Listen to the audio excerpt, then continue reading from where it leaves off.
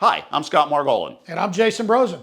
Welcome to Season 6 of Arc Week, where we're going to have a lot of fun with a popular TV show that busts myths. We're calling it Bull Sharks and Bull and we're going to take a look at some commonly held beliefs in the electrical industry to determine whether they're confirmed or they're BS.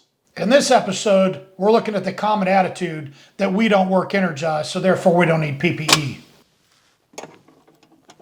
If we're de-energized, you can lose the PPE. You may already be aware that OSHA recently issued brand new arc flash guidance for the first time in over 2 decades, and this exact issue is one of the 2 primary things that they're after. The idea that people are saying they're working de-energized to avoid having to wear arc flash or shock PPE, and the fact that the significant majority of catastrophic injuries and fatalities continuing to result from arc flashes are a direct result of this issue, despite the fact that standards have addressed it for 20 years. So why does OSHA say that you are working energized, even though you say you're not? Let's go to the job site and find out. Before you even open a piece of electrical equipment and expose possibly energized parts, you're required to understand what arc flash PPE you're required to wear. If you haven't had an incident energy study done, like most places in this country, you're going to rely on the NFPA 70E category or tables method to determine your PPE. This method requires a minimum Cat 1 PPE system for what we're working on right now. So now we're going to get back to the ESWC step number 7, which requires you to do a live test, which obviously requires you to expose energized parts for testing. As you can see, it's impossible to claim that you're working de-energized unless you follow through every single step of that electrically safe work condition. I know there's a lot of detail here. I'm going to tell you, you need to jump on our website, tyndaleusa.com, where we've done an exhaustive video series called The 70E Made Easy, and it'll break down all these things in greater detail.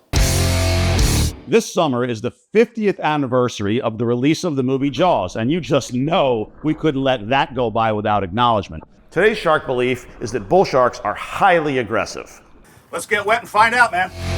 Bull sharks are actually in clear water. They're very intelligent, cautious, and calculated predators.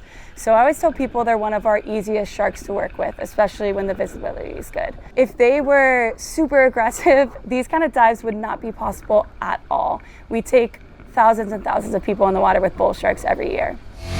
So if my word's not enough, we have the godfather of the original OSHA standards on all things electrical, David Wallace. It's not de-energized until it's locked out, tagged out, and tested. So David, when can we officially consider it de-energized? It would still be energized until you open the circuit and then test where you're going to touch. And that's really key. You may have opened the wrong circuit, or there may be backfeed, or there may be something else that causes the circuit to remain energized. Maybe there's a sneak circuit somewhere, or you haven't de-energized everything. Hey, David, we want to thank you for joining us and all of your years of expertise in this field.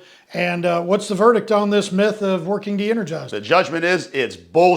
And the reason is, once again, that unless you're fully compliant with OSHA's lockout tagout or NFPA 70E's electrically safe work condition, including a live dead live test, you cannot consider it de-energized, and all of the appropriate arc flash and shock PPE are required. And that completes this episode of Arc Week.